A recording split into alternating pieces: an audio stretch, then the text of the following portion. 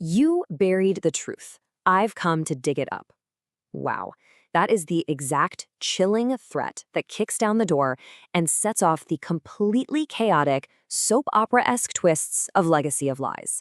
It is such a brilliant, high-stakes warning that tells you right from the jump, absolutely no one in this show is safe. Welcome to our explainer.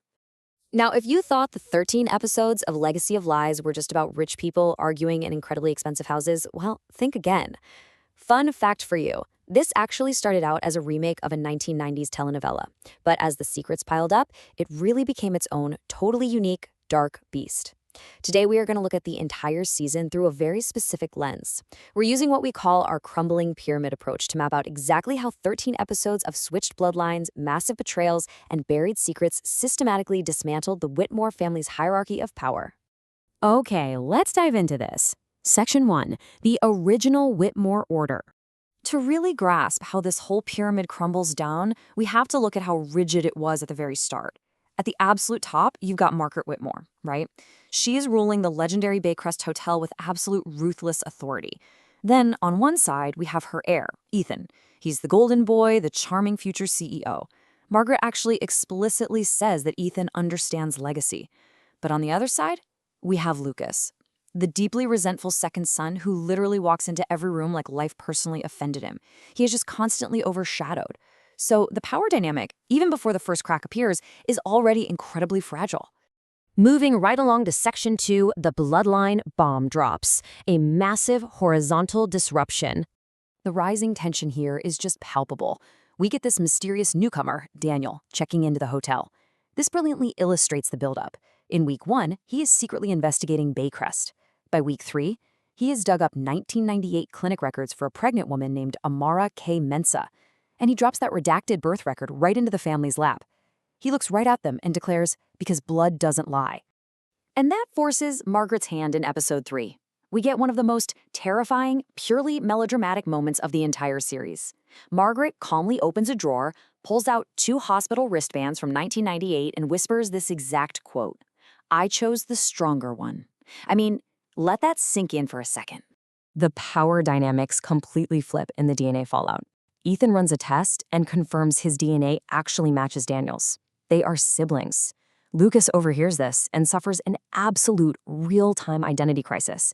Suddenly, the original hierarchy is wiped out, and it all culminates in this incredible cinematic moment where Ethan, Lucas, and Daniel stand united in one single frame. No words, just the same bloodline realizing that everything they knew about who has a claim to the throne has fundamentally, permanently shifted. Now, why this matters goes way beyond just juicy family trauma. Daniel discovers that Margaret wasn't just hiding a secret son, she was hiding deeply corrupt business secrets. Margaret paid off Daniel's father for his silence, not for his loyalty, meaning the entire Whitmore Foundation, the actual empire itself, was built on buried blood. The whole pyramid is rotten, right to its core.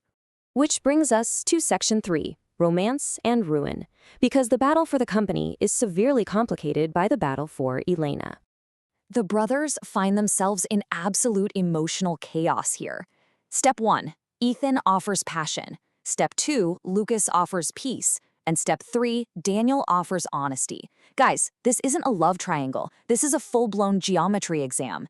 The brothers are entirely distracted, and their focus is fractured right at the exact moment their empire is under attack. But Elena does something incredible here.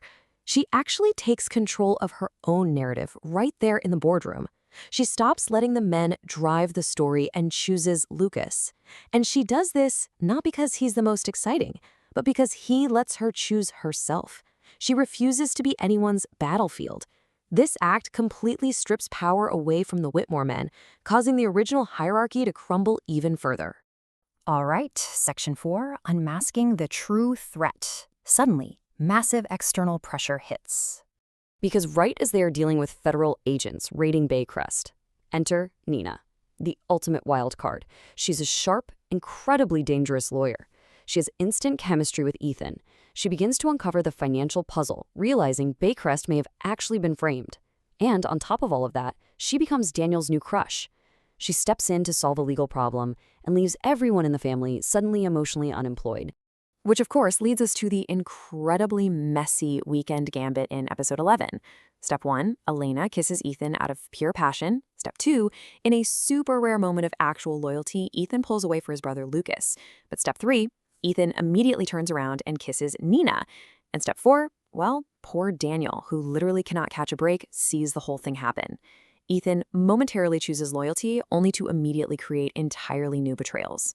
But hey, Nina's legal digging does pay off at the glamorous Cape Coast Gala, leading to what we call the villain swap.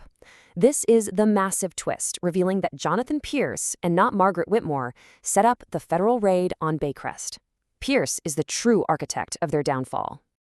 And Margaret, well, even as her empire is totally falling apart, she shows she still has teeth.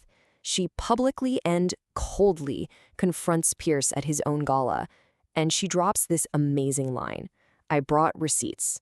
She freezes the entire room. It's a fantastic reminder of exactly why she was at the top of the pyramid to begin with. And finally, Section 5, A Shattered Dynasty, the explosive Season 1 finale. The car crash. This catastrophic event takes out Ethan, the golden boy. He is left in a coma.